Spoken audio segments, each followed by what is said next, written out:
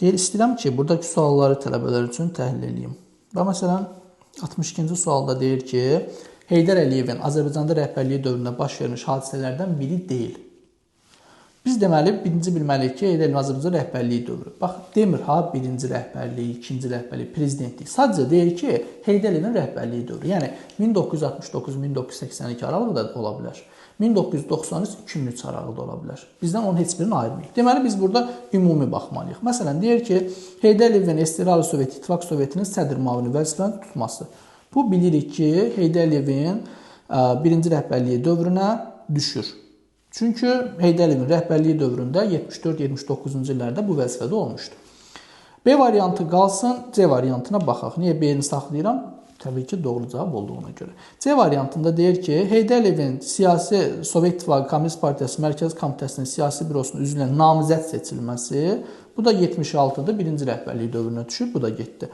48-53-cü illər deportasiyasına siyasi qiymətin verilməsi, əlbəttə Heydər Əliyevin prezidentliyi dövründədir bu. Ona görə bu da doğrudur. B variantına deyir ki, Heydər Əliyevin 20 yanvar faciəsinə ilk hüquqi siyasi qiymətin verməsi. Bu hadisə olub 90-cı ildə 20 yanvardan bir gün sonra Heydər Əliyev gedir mərkəzə, öz etirazını bildirərək, ailəsini götürərək gəlir Bakıya. Məhz ona görə həmin dövrdə rəhbərlikdə olmadığına görə elə doğru cavab B variantıdır. Gəl o birisinə də baxaq. Bağlama, dayandırma, elə qoy o birisləri də təhlil edək. Məsələn, 63-cü sualda deyir ki, NATO haqqında fikirlərdən biri doğrudur. Gəlin bir-bir baxaq.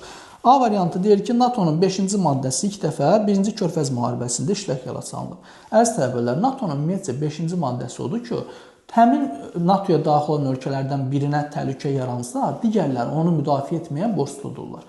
Və ilk dəfə istifadə olunub 11 sentyabr bu terror hadisələrindən sonra. Ona görə A variantı getdi işinə. B variantında deyir ki, NATO Şimali Atlantika Xartiyası adlanan sənədin imzalanmasına yaranır. NATO Şimali Atlantika müqaviləsi adlanan müqaviləyinə yaranır. Xartiya deyildi. Xartiya tam başqa bir şeydir. Sonra D variantını deyir ki, NATO'nun baş qərargahı ABŞ-ın paytaxtı Vaşinqton şəhərində yerləşir. Kitabdan oxuyanlar bilir ki, bu cümlə yanlışdır. İslandiya NATO'nu yaradan ilk ölkələrdən biri hesab olunur. Bu isə tam şəkildə doğrudur. Yəni, doğru cavab C variantıdır. Və buradan da sizə məsləhətim odur ki, NATO'nu ilk yaradan ölkələrə yaxşı şəkildə baxın. Sonra, məsələn, burada bir dənə qəşəng sual var. Bax, Ahmet suallardan biridir bu da. Deyir ki, aşağıdakı abidələrdən hansı Qarabağda yerləşmir? A variantında yazır Qarabağlar türbəsi. Bəzi tələbələr sevinir, 3 dəfə atılır, göyə düşür yer. Allah da bir 4 dəfə dua edir ki, nə gözəl belə asan sualları gətirib salmısınız. Amma əslində Qarabağlar türbəsi Naxçıvanda yerləşir. Bunun Qarabağın əlaqəsi yoxdur. Elə doğru cavab da A variantıdır.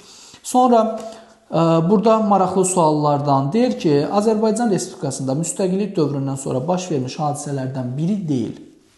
Məsələn, Xarı Bülbül Musiqi Festivalının ilk dəfə keçirilməsi 1989-dur və plus qeyd edim ki, Seyid Şuşinskinin 100 illiyi ilə bağlıdır.